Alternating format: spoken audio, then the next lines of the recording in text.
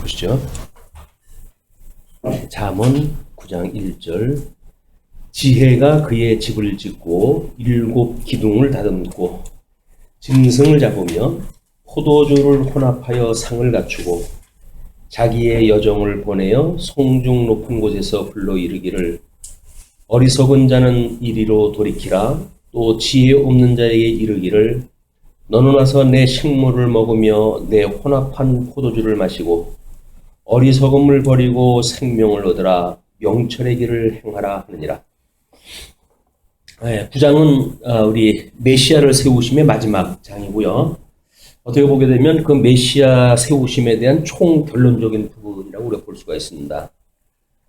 그래서 그 9장 1절서부터 6절까지 지혜가 어리석은 자를 초청하라고 훈계하는 내용으로 결론을 맺고 있는데, 앞에서 끊임없이 뭐 지혜에 경청할 것, 악의 경계를 훈계할 것, 미혹을 경계할 것, 지혜의 탁월함, 뭐 이런 것들을 쭉 이야기를 했기 때문에 지금 지혜의 결국에 대해서 훈계하는 그런 내용입니다. 1절서부터 6절까지가 어리석은 자를 초청하라고 훈계하는 내용인데, 우리 잠언은 여호와를 우리가 그 지혜와 훈계를 알게 하고 말씀을 깨닫게 하는 일로 제 1절에서 우리가 소개가 되어졌어요. 잠언 1장 1절로부터 2절까지.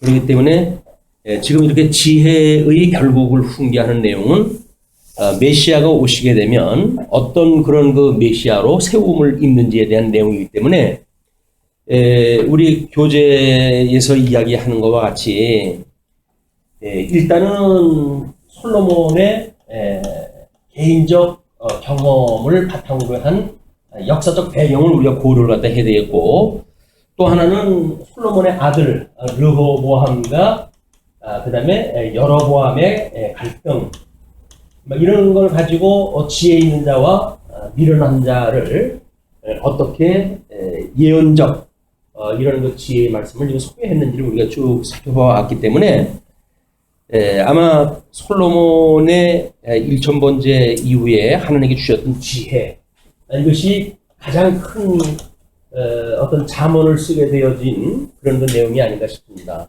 그래서 지금 그 지혜를 받게 되어졌던 솔로몬이 그 아들에게 메시아, 하나님의 그 기름을 부음 받은 자는 어떠한 자세로 세움을 받는지 이런 그 내용이 소개가 되어졌는데, 오늘 그 어리석은 자를 초청하는 내용을 보시게 되면 뭐 여러 가지가 있겠지만 성경 구절을 특별히 마태복음 25장 1절 2절 말씀을 소개를 갖다 해드렸어요. 그래서 그때의 천국은 마치 등을 들고 신랑을 맞으러 나간 10처녀와 같다 하리니 그 중에 5은 미련하고 5은 슬기 있는 자라. 그래서 택자와 불택자가 이미 이렇게 구분되어져 있듯이 예수 그리스도가, 우리 솔로몬은 예수 그리스도를 예표하는 인물이니까 예수 그리스도가 이 땅에 오시게 됐을 때 이거를 예수님은 스스로 혼인집이라고 이렇게 비교를 했어요. 그래서 어찌하여 금식을 당신의 제자들은 금식을 하지 않습니까? 라고 물었을 때 신랑과 함께 있을 때 어찌 금식을 하겠느냐? 라는 그 이야기를 하죠. 이거는 지금 예수 그리스도 지혜자를 만나게 되면 하나님과 원수가 되어졌던 그런 관계 속에서 그 복이 회복되어지고 그 나라의 백성으로 살아가게 되어지니까 이건 잃어버렸던 탕자가 돌아오는 것만큼이나 기쁜 잔치가 지금 부르고 있단 말이에요. 근데 그 잔치를 잔치인 줄 모르니까 세상에 썩을 걸로 어떤 기능적 이해로 해가지고 여로보암이 10지파를 가지고 있다든지, 또는 예수님 오셨을 당시에 유대인들이 기득권을 가지고 종교 생활을 했다든지 이런 것들이 마찬가지죠. 실질적인 어떤 잔치의 의미를 모르고 세상이 주는 연락 또는 목적, 가치 이런 걸 가지고 이 사람들이 살아왔기 때문에 메시아가 와가지고 메시아가 하나님의 말씀대로 세우심을 받는다고 한다면 이런 것이 아니다 그 이야기죠. 우리 예수님이 오셔가지고 복 있는 자에 대한 선언도 하시고 뭐 여러 가지 그런 그 이야기를 하지만 유대교가 왜 예수 그리스도를 끝내 알아보지 못하고 십자가에 못 박아 죽이게끔 되어졌는가? 이 잠언의 말씀을 그들이 성경 신학적인 이해만 있었다고 하더라도 뭐 직접적으로 이걸 알았을 거예요. 근데 그 사람들한테는 그런 지혜를 하나님가 안 주셨으니까 여전히 윤리적인 걸로 이해를 했고, 그래서 그 잠언을 잠언대로 이해를 못하고 있다. 뭐 이렇게 이해를 하시면 될 것 같아요. 그래서 그 잔치를 벌였을 때 1절부터 6절까지 지금 그 내용이 지혜가 그의 집을 짓고, 뭐 우리가 지혜가 늘 기름 부음 받은 자를 세우시는 그런 걸로 봤을 때 지금 뭐 실체적으로는 예수 그리스도지만 그때 역사적으로 해가지고는 뭐 르호보암일 수가 있겠죠. 그러면 솔로몬이 르호보암한테 이제 왕위를 물려주고 하나님 나라가 세워진다는 이야기는 르호보암이 나름대로 신하들을 세우고 조직을 갖다 한다는 거죠.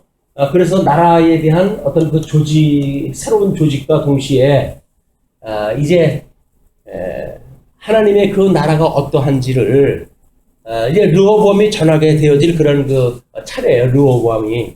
그런데 그때 어떤 역사적으로 봤을 때는 르호보암의 정책을 반대하는 여로보암으로 인해 가지고 끝내 열지파가 북쪽 이스라엘이라고 하는 새로운 왕조를 만들게 되어지는 비극의 역사가 시작이 되어지죠.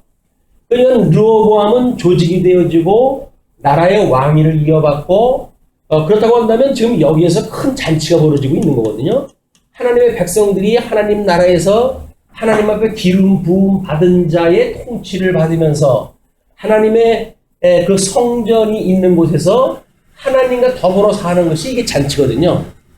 그런데 안타깝게도 기능적인 어떤 그때 이해관계, 물론 하나님께서는 예수 그리스도의 고난사를 예표로 보여주는 섭리이기 때문에 불가피한 그런 그 역사지만은 여로보암한테는 열지파를 찢어들어가지고 북왕조를 만들어 주셔서 끝내 하나님의 그 성전이 있는 왕국이 아니면 모든 것들이 거짓되어진 왕국이라고 하는 것을 역설적으로 지금 이제 교훈하다 하신 내용 아닙니까?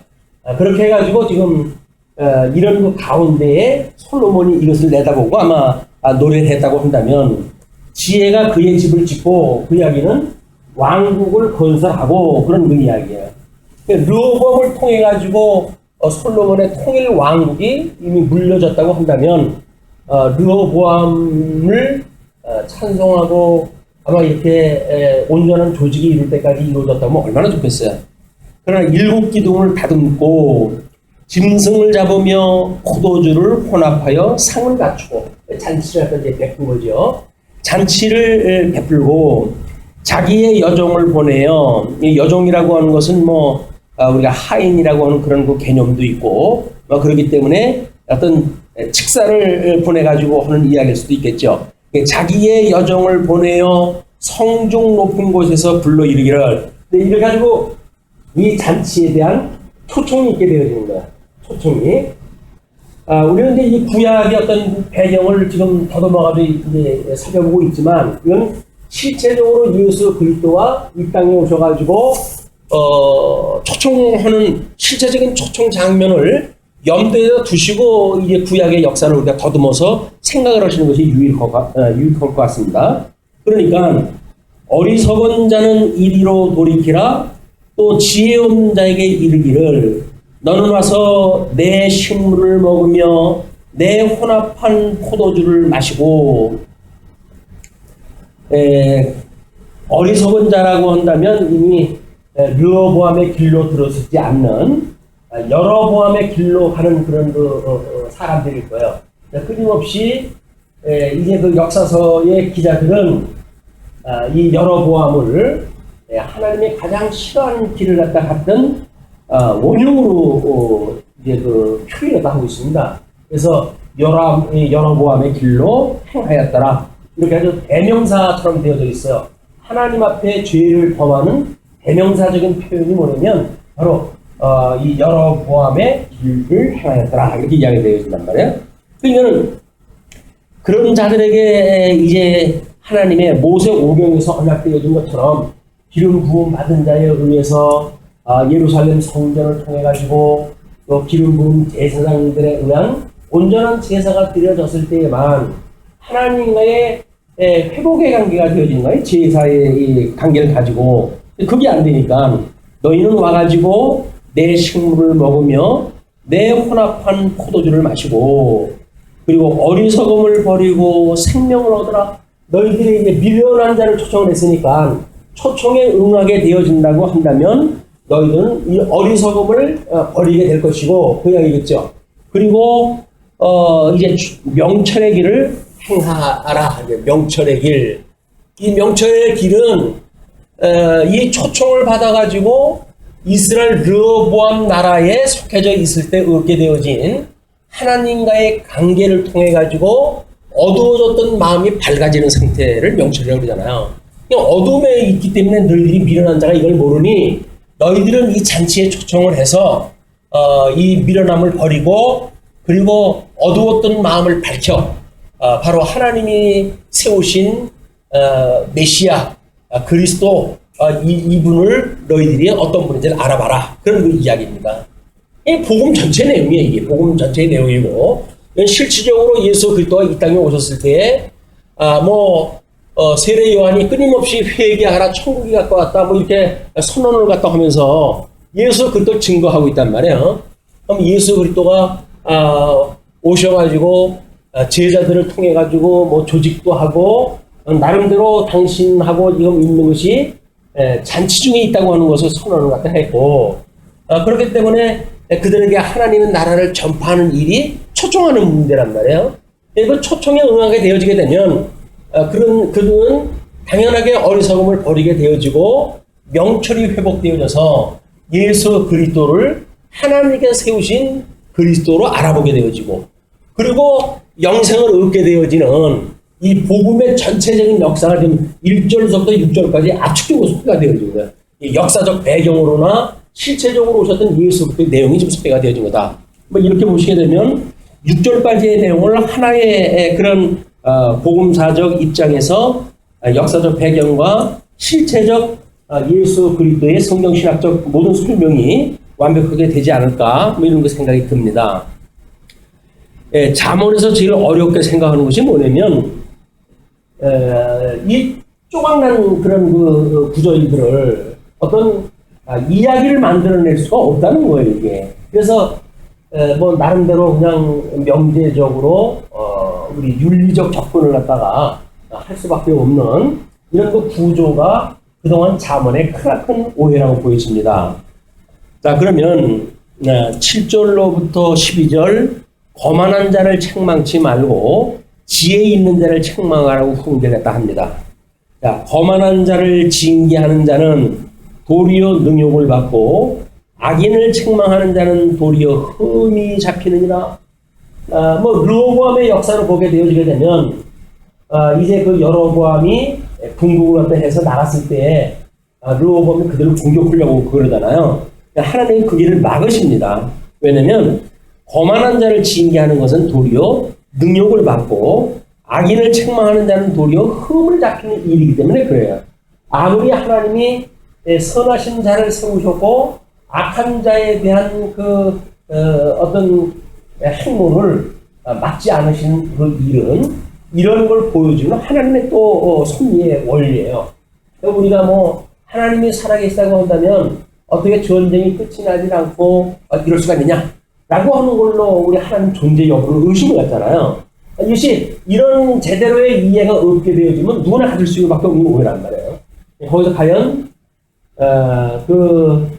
지혜 있는 자들에게 지혜 있는 자가 미련한 자에게 왜 지혜로운 말을 전할 수가 없는가 라고 하는 문제는 하나님께서 이미 심판을 갈라놓고 하시는 일이기 때문에 이 잔치에 초청받을 자가 있고 초청받지 않을 자가 있는 거예요. 그걸 우리가 마태복음의 지혜로운 처녀 다섯 처녀와 미련한 다섯 처녀에 대한 예화를 통해 가지고 소개가 되어진 바가 있습니다. 그리고 거만한 자를 책망하지 말라. 그가 너를 미워할까 두려우니라. 지혜 있는 자를 책망하라. 그가 너를 사랑하라. 하리라. 그래서 우리는 책망이라고 하는 게 말씀에 이제 복음을 증거하는 일로 책망과 교훈과 책망과 바르게 함과 의로 교육에게 합당하단 말이에요. 근데 예수님께서는 그런 이야기도 했죠. 진주를 짐승에게 내어줄 수 있겠느냐. 그래서 그 복음을 증거하는 그런 그 일들에 방해받는 일로 인해서 그의 그런 그 부하도 짓밟히고 돼지에게 주문을 해가지고 이거 손해될 걸 갖다 예수님이 경계했던 그런 그 내용도 있습니다. 그래서 복음을 증거하는 거나 전도를 갖다 했을 때 우리가 동네방네 떠들고 다니고 하면서 하는 그거는 결코 지혜로운 방법이 아니에요. 그래서 사도행전을 우리가 보게 되면 그가 구원받을 자임을 알아보는 그런 자에게 복음을 증거하고 이런 그 일들이 중심을 이뤄가지고 복음의 진수가 전해지기도 합니다. 물론 대중을 복음의 증거를 할 적에는 병자를 고친다든지 해가지고 복음의 핵심이 뭔지 모르게끔 해가시죠. 증거를 갖다 하셔야 되니까. 그러나 진짜 그를 하나님의 사람으로 만들고 그리고 어떤 하나님의 사람으로 확장시킬 의도가 있다고 했을 때에는 그렇게 명시되어진 부분이 많아요. 그가 믿음으로 해가지고 나름대로 정리가 되어진 또는 믿음이 그에게 구원받을 믿음이 있음을 보고 이렇게 이야기 사도들이 전도했다 했을 때 그런 내용을 갖다 이해하시면 될 것 같아요. 그런 자들이 책망을 받을 때 오히려 사랑하는 자의 책망으로 받는 자들이에요. 그러면서 구절을 보시게 되면 지혜 있는 자에게 교훈을 더하라. 그가 더욱 지혜로워질 것이요 의로운 사람을 가르치라. 그의 학식이 더하리라. 이건 우리 1장 1절부터 6절까지의 잠언의 목적을 설명할 적에 나왔던 그런 그 이야기죠. 그러니까 잠언이라고 하는 거는 택한 백성들 이런 자들에게는 지혜가 있게 되어지고 하나님의 지혜로 거듭나고 중생하게 하시고 그렇게 되면 그 교훈이 그렇게 되어진단 말이에요. 교훈이 더하게 되어지고 그러면 그가 더욱 지혜로워져요. 이 순기능이에요. 복음이라고 하는 건 순기능적인 거야. 그래서 하나님께서 이 순기능적으로 지혜로운 자에게 교훈을 주시면 이 교훈으로 해가지고 책망을 받고 그리고 바르게 함과 그 다음에 의로 교육하기에 합당하게 되어지기 때문에 더욱 지혜롭고 이걸 한순 돌게 되면 더욱 지혜롭고 또 한순 돌면 더 지혜롭고 매일같이 우리가 하나님 말씀을 묵상한다는 이야기는 매우 중요한 일인데 지혜롭고 이런 일들이 벌어지는 거다. 그래서 지혜롭게 해준다는 이야기는 교훈과 책망과 바르게 함과 의로 교육하는 이런 말씀에 의해서 지금 여기서는 잠언이라든지 또는 지혜라든지 하는 용어로 이야기를 하고 있지만 때문에 하나님의 말씀으로 이것이 가능해지는 것이다. 그래서 귀신 들린 자에게 이제 어떻게 이걸 그럴 수가 있습니까? 라고 했을 때에도 기도 외에는 이런 이유를 나가게 할 수가 없다. 이렇게 이야기해요. 또 뭡니까? 그 말씀과 기도 외에는 이 악에 대한 거를 우리가 제어할 수 없다고 하는 걸 이야기를 한단 말이에요. 그러니까 우리가 이 기도와 말씀 그 이야기는 바로 이 지혜가 우리로 하여금 성장되어져 가고 말씀에 늘 깨어있게 하고 붙들어있게 하시는 역사를 좀 설명하신다. 이렇게 보시면 될 것 같죠? 자, 그리고 이제 10절을 보시게 되면 여호와를 경외하는 것이 지혜의 근본이요. 여호와를 경외하는 것이 지혜의 근본이라고 하는 우리 지혜의 근본. 이 지혜라고 하는 것은 결국 근본이 뭐냐면 하나님이시죠. 이 성부 하나님으로부터 성자 하나님이 영원히 출생을 했기 때문에 우리 이 지혜의 근본, 이 지혜를 근본을 가지고 가게 되면 천지 만물을 지으시고 만사 만물을 하나님의 기뻐하신 뜻을 따라서 언약을 하시고 언약대로 이루시는 우리 하나님, 우리 아버지를 만나게 되어지는 거예요. 우리가 지혜와 결혼을 갖다 한다고 하는 그 이야기도 결국 마찬가지죠. 남편을 만나서 결혼한다는 이야기는 그 근본이 누구인가에 대해서 시부모에 대한 그 가족사를 통해 가지고 일가를 이루는 사건 아니야 이게. 근데 우리는 남편의 달콤한 것만 빼먹으려고 그러는 거죠. 경제력이 됐든 뭐가 됐든 우리는 남편하고만 요즘은 뭐 더군다나 이제 세상이 워낙 학폭화되어져 있는 세상이기 때문에 연계되어져 있는 관계를 갖는 것이 몹시 서툴러요. 예, 때로는 그냥 뭐 자기하고 마주 살고 있는 부부 중심의 거에 머물러 있다든지 뭐 이런 것들이 바로 그 예수 그리스도가 오셔서 하는 일이 뭔지를 모르는 거예요. 예수님은 분명히 아버지의 뜻을 이루러 오셨다라고 이야기를 했는데 아버지의 뜻은 상관없고 나를 구원했다, 내 신랑이 나를 구원했다 해가지고 예수님 선에서 머물려고 한다면 이건 삼위일체 하나님에 대한 사역을 우리가 거부하는 거예요. 부분적인 신론에 머물러서 우리 신비주의라고 한다면 성령의 충만함 이렇게 해가지고 예수님도 다 쟁개치고 성령에 대한 것만 또 강조하다 하든지 이렇게 하는 것도 삼위일체 하나님의 균형을 잃어버렸던 이런 교회사적 입장에서의 병폐라고 보여집니다. 이거는 지혜의 근본이요. 거룩하신 자를 아는 것, 거룩하신 것을 아는 거룩하신 자가 누구예요? 하나님의 이름이 거룩히 여김을 받으시었고, 이번에 하나님의 이름이 거룩해지는 거거든요. 하나님 거룩하신 자를 거룩하신 거룩하신 자를 아는 것, 그걸 우리가 신지식이라고 기억했단 말이에요. 신지식, 하나님을 아는 지식에 이르렀을 때 그것이 바로 명철이라는 거다. 그 이야기예요. 명철. 너희들이 이 잔치에 초청을 받고 그래서 그 하나님이 세운 메시아를 알아보게 되면 너희들이 명철하게 되어지는데 그 명철의 근본은 바로 그 지혜의 근본을 아는 일이고 지혜의 근본이신 하나님을 아는 지식이 곧 명철이다. 그 이야기예요. 하나님의 이 명철은 이제 우리가 하나님의 어떤 의라고 하는 관점으로 보게 되면 의와 불의를 끊임없이 분별할 수 있는 것이 하나님의 어떤 분인가를 알 때 가능한 거 아니에요. 그분이 좋아하시는 건 의고 또 그분이 싫어하는 건 불이고 선악이 어떠한지를 알게 되어지는 것. 우리가 그분을 놓치게 되면 끊임없이 세속에서 악을 행하며 살게 되어지잖아요. 근데 악을 행하고 살게 되어지는데 예수 그리스도로 말미암아 구원받았어 라고는 대속에 머물러 버리게 되면 우리는 구원사의 한계에 부닥치는 거예요. 그게. 왜냐면 구원이 목적이 아니란 말이에요. 지금 하나님의 영광을 계시하시기 위해서 양대언약을 하셨고 양대 언약을 상실하게 하셨고 상실되어진 양대 언약을 예수 그리스도를 통해서 회복을 하시니까 예수 그리스도를 통해서 우리가 궁극적으로 배워야 되는 일은 뭐냐면 삼위일체의 하나님 거기에서 그 예수 그리스도를 보내주셨던 우리가 아버지라고 부르는 그분을 갖다 알아야 된단 말이에요. 그분의 그 지식이 바로 명철이라고 하는 것이다.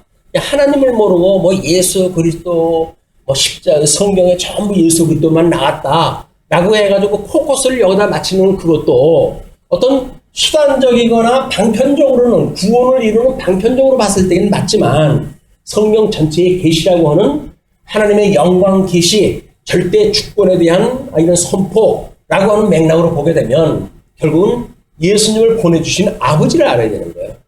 물론 예수님께서는 아버지를 보여달라고 그러니까 어쩌면 나를 보면서 아버지를 보여달라고 그러느냐 나를 본즉 아버지를 봤다 이렇게 이야기를 하잖아요. 그러니까 예수 그들을 믿는다는 이야기도 이분을 보내신 하나님을 우리가 이렇게 내재적으로 포괄된 삼일체적 개념을 가지고 아는 것 이게 중요하지 구속을 갖다 했다고 해서 예수 그리스도의 그냥 어떤 한 부분에 얽히게 되면 우리는 이 명철의 근본을 몰라요. 그리고 악을 행하면 어때? 우리 용서를 다 해주시는데 이렇게 돼버린단 말이에요. 그런데 우리가 우리의 삶을 본다고 하더라도 물론 예수 그리스도께서 주님의 몸된 교회를 설립을 갖다 하시잖아요. 그럼 주님의 몸된 교회에서 지어져가는 성전들이 모여져 있는 그런 곳인데 거기에 성도들의 하나님을 아는 지식으로 해가지고 뜻을 분별하는 선악을 분별하는 적극적인 영적 예배의 생활이 가능해진단 말이에요. 그러니까 영적 예배라고 하는 거는 적극적이고 자기주도적인 거예요. 자기주도적. 그런데 이 악에서 구원했다고 한다면 끊임없이 피동적인 거야. 아, 나는 이 죄에서 구원받았어 라고 하는 걸로 자기 위로를 삼고 더 이상 적극적으로 그러면 내가 어떻게 선을 행하지? 라고 하는 데는 관심이 갈 수가 없는 구조가 구속사의 한계다. 그래서 오늘 언약 성취사적 맥락으로 보게 되면 삼위일체 하나님이 구체적으로 설명이 되어져 있기 때문에 이런 어떤 구원받는 거에만 근본적인 목적을 두질 않는다. 왜? 이제 하나님의 3대 언약을 회복하시는 분으로서의 의미가 있는 거지. 양대 언약을 이루시고 양대 언약을 이루심으로 하나님의 그 영광을 계시하는 더 근본적인 그 상위의 개념에 대해서 우리가 모르게 되어 있단 말이에요. 구속사를 중심으로 한 이 교회에서의 설교의 양상도 하나님에 대한 어떤 그런 선포보다는 예수 그리스도에 대한 이 중간 개념을 소개하는데 전부 세월들을 보내는 거 이게 이걸로 해가지고 한계가 있는 거야. 그러니까 이제 뭐 3대 언약사를 뭐 이야기를 하면서 구속사를 비하하고 했던 그런 것도 너무 수단적인 거에 지금 목적을 두고 있기 때문에 그렇게 되어진 겁니다. 그런 것이 아주 없지 않죠. 그런 걸 분별하는 입장에서 우리가 더 지혜롭게 그 예수 그리스도를 보내시는 하나님이 어떠한 분인가 그 근본을 아는 것이야말로 이 하나님의 영광의 본체가 되어진다는 거잖아요.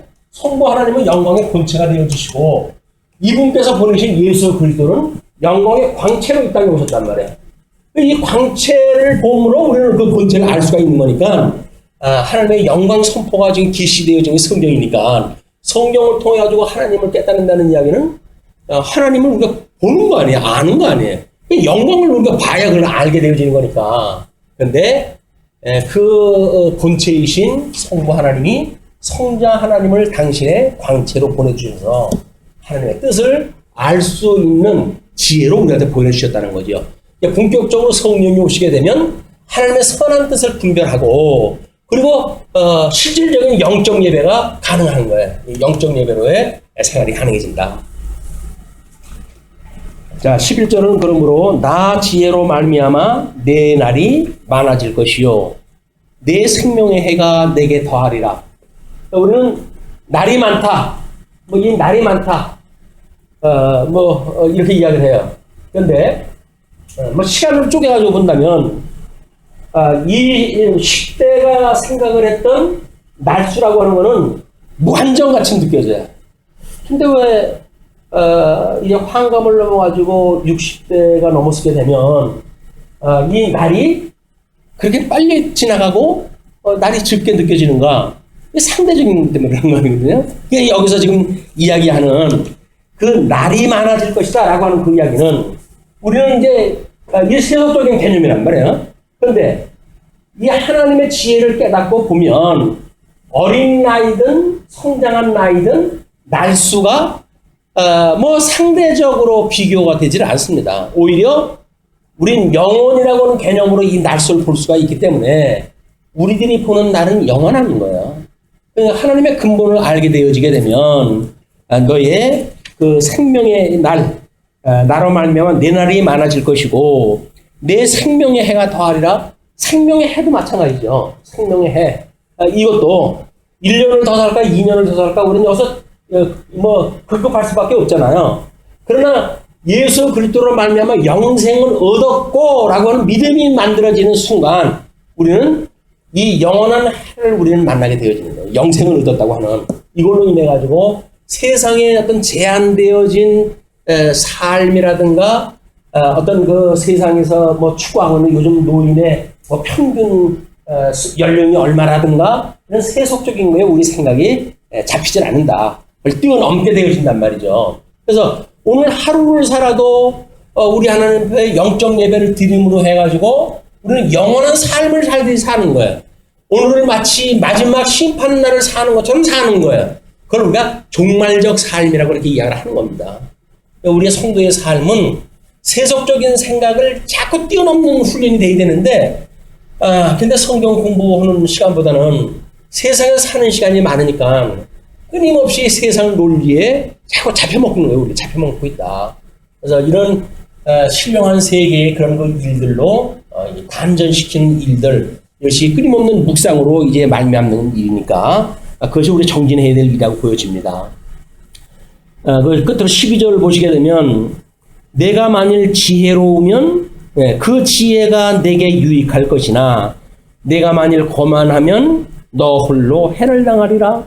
우리가 지혜롭게 되어지면 그 지혜자에게 속해져서 그 속해졌던 예수 그리스도로 말미암아 지혜를 얻게 되어져서 지혜로우면 그 지혜가 우리에게 유익하지요. 왜? 하나님의 선한 뜻을 분별하며 살아가게 되어지니까 이제는 인생의 근본을 알고 우리가 살아가게 되어지는 거 아니에요. 이건 아주 우리한테 유익한 거죠. 근데 그렇지 않으면 이제 미련하게 되어지게 되면 또는 그것만 하면 너 홀로 해를 당하리라. 이 여러보암의 길로 가게 되어지는 기능적으로 뭘 이해를 해가지고 세상의 것들을 뭘 쥐면 그것이 유익이라고 생각하는 이런 심판을 당하고 마는 것이다. 이렇게 되어지는 겁니다. 다음 그 13절로 이제 18절까지 미련한 계집은 아무것도 모르면서 떠든다고 훈계를 합니다. 미련한 여인이, 여기서 미련한 여인이라고 한다면 아마 우리 가깝게는 8장 1절서부터 그 어린아이를 미혹하는 그런 그 여인을 생각할 수가, 떠올릴 수가 있어요. 미련한 여인이 떠들며 어리석어서 아무것도 알지 못하고 자기 진문에 앉으며 자기의 진문은 지금 9장 1절에서 지혜자가 세웠던 그 일곱 기둥이 있는 그런 그 집복은 다른 집이죠. 그리고 성읍 높은 곳에 있는 자리에 앉아서 만인이 볼 수 있는 그 자리에 올라서는 거예요. 그리고 자기 길로 바로 가는 행인들을 불러 이르되 어리석은 자는 이리로 돌이키라. 또 지혜 없는 자에게 이르기를 도둑질하는 물이 달고 몰래 먹는 떡이 맛있다가 하는구나. 악에 대한 걸 갖다 이제 가지고 미혹을 갖다 하는 거예요. 그러니까 그냥 자기 길로 바로 가는 행인들이에요. 그걸 불러가지고 미혹을 갖다 한단 말이에요. 그래가지고 이르되라고 하는 거는 미혹하여 이르되 그런 그 이야기죠. 이리로 돌이키라. 나한테로 와라. 그런 그 이야기. 이게 소위 신학적으로 보면 음료 권세의 장면입니다. 예수님이 오셨을 때 모든 유대주의자들이 가지고 있던 신학의 오해가 이 음료주의적인 사상을 가지고 모든 백성들을 미혹하다 했던 거예요. 그래놓고 혼내는 이야기가 뭐라고 그러죠?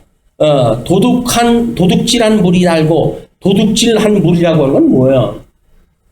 앞에서 이 셈에 대한 이야기가 나왔고 뭐 이런 그 예화로 보았을 때 적어도 도둑질 뭐 물이 뭐 한 잔 달라고 그러면 주지 누가 도둑질을 해가지고 먹겠어요? 이거는 이 음료처럼 다른 여인을 탐해가지고 만들어지는 일입니다.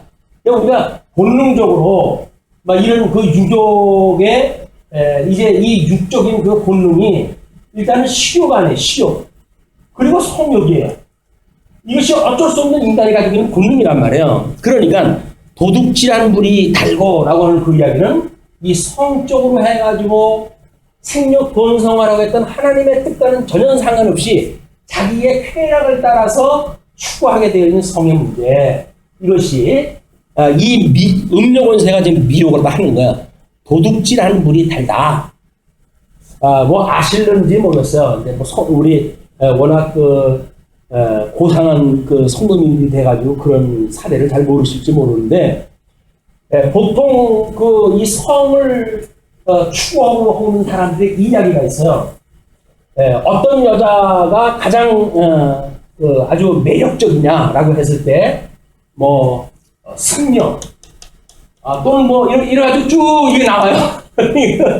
얘는 어떤 대상을 갖느냐가 자기가 범할 수 없는 사람들을 범하는 것이 최대의 성의 쾌락을 준다는 이야기예요. 요즘도 뭐 회자되어지는 그걸로 해가지고 여자들이 간호복을 입는다든가 또는 학생복을 입는다든가 이런 걸 성의 대상으로 해가지고 이 회자시키는 일들이 많습니다. 이게 왜 그럴까요?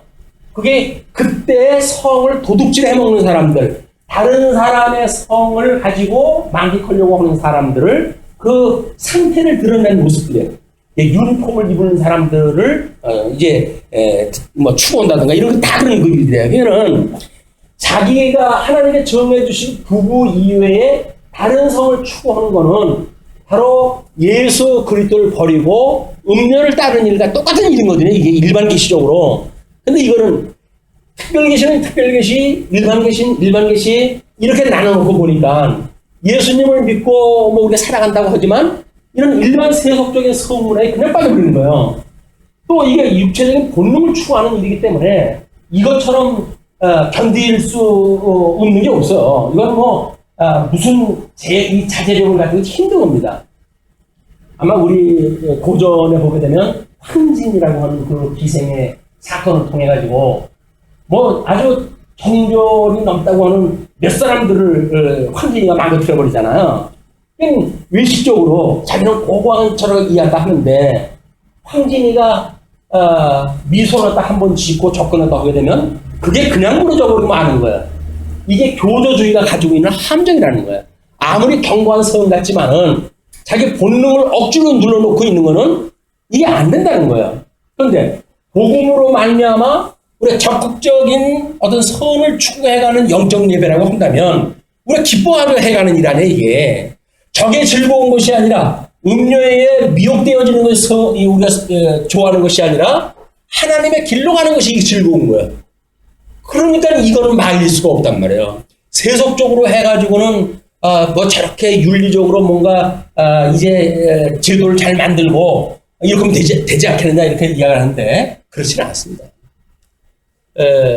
뭐 싱가포르라고 하는 그 나라가 아마 회교권의 나라죠. 회교권의 나라.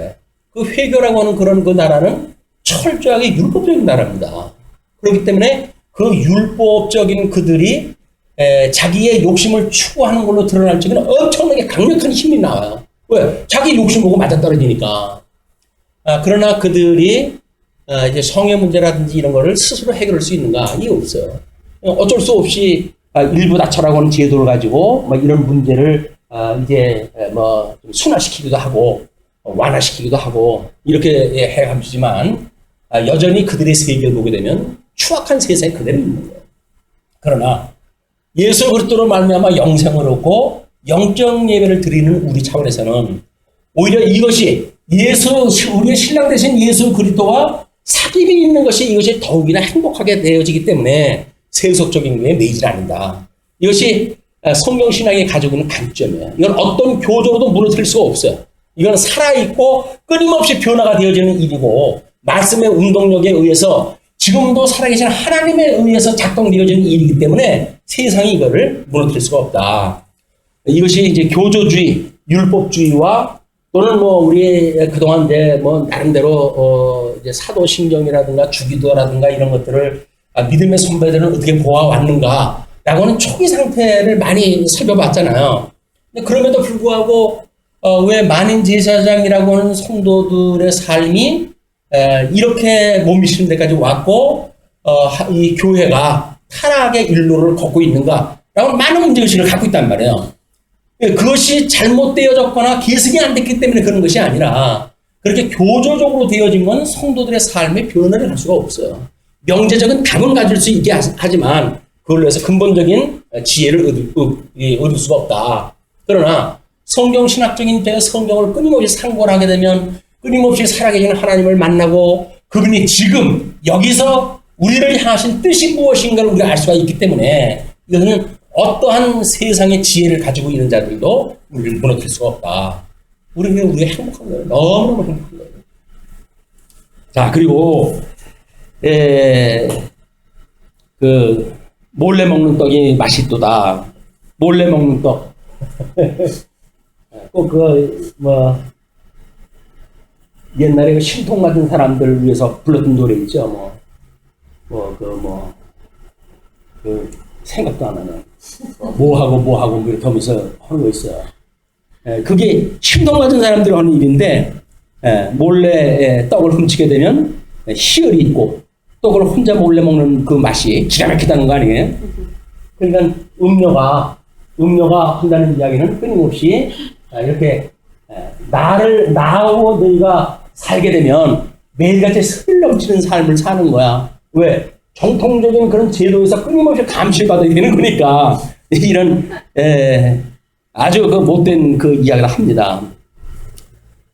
그러면서 이제 끝으로 오직 그 어리석은 자는 죽은 자들이 거기 있는 것과 어리석은 자는 죽은 자들이 거기 있는 것과 그의 객들이 스올 깊은 곳에 있는 것을 알지 못하느니라. 이 사람들이 세상 끝이 어떠하고 나중에 이 세상이 끝나게 되면 그것이 어떠하고 이런 걸 알면 이렇게 살 수가 없어요. 그런데 예수 그리스도를 믿지 않는다는 이야기는 뭡니까? 이 양변학을 상실해가지고 지옥 같은 삶을 살면서도 여기가 어때서? 그런 이야기예요. 궁극적으로 해가지고 나중에 저 끝에 가게 되면 심판의 결국을 보게 되면 뭐 유황불 불못에 빠져다 있다든가 뭐 구더기가 끊임없이 있는 곳에 빠져 있다든가 성경에서 이런 부분적인 표현도 하잖아요. 이럼에도 불구하고 예수님을 믿지 않는데 이걸 믿겠습니까? 안 믿죠. 그냥 안 믿는 거예요. 이 안 믿는 사람들이 겁이 없는 겁니다. 한마디로. 예수님을 안 믿는 사람은 겁이 없어요. 이 세상 살면서. 지금 정치적으로 지금 혼란이 일어나고 경제적으로 혼란이 일어나고 다 뭡니까 이게? 예수님을 모르고 하나님을 모르기 때문에 겁이 없는 사람들이기 때문에 그러는 거예요. 다른 사람 몇 중 죽이면 어때? 그랬다면요. 광주 일어났을 때. 그 어떤 폭력자는 수백 명을 쓸어버리는데, 까치가 좀 쓴다고 돼서 문제입니까? 라고 이야기하다 하면, 논리적으로 맞을지 몰라요. 왜? 전쟁에서 수없는 사람들을 제물로 삼는데, 이것이, 이 지옥이 뭔지 모르는 사람들이 하는 짓들이다. 우리는 그 결국을 갖다 알고, 결국을 아는 뿐만이 아니죠. 지금 양대 언약을 상실해가지고 복이 상실되어서 저주 가운데 있고 하나님 나라를 상실해가지고 이 세속 나라에서 종노릇하고 있는 그 아픔이 어떤지를 알기 때문에 끊임없이 예수 그리스도로 말미암은 회복, 이것이 우리한테는 기쁨이고 감격이고, 그래서 이걸로 인하여서 하나님의 선한 뜻을 분별하면서 살아가는 영적 예배에 포커스를 맞추고 우리 삶이 살게 되어집니다. 그냥 아는 사람은 알고 모르는 사람은 모르는 거야. 지혜로운 자는 교훈과 책망과 바르게 의로 교육하게 합당해가지고 더욱 지혜롭게 되어지고, 미련한 자는 죄를 범해도 불구하고 뭐가 돼? 그러니까 더욱 또 미련하게 되어지고, 그래서 끝내 여기까지 가고 마는 거예요. 이게 선기능과 또는 악기능적으로 이게 이제 가는 그런 것이 있는데, 하나님께서 우리들에게는 이게 순기능적으로 이걸 돌아가게끔 만들어서 하나님을 깨닫게 하시고 더욱 하나님을 기뻐하게 하시고 말씀을 사모하게 하시고 성도의 교제를 끊임없이 아름답게 해가시고 이런 거 이러다 해가신다.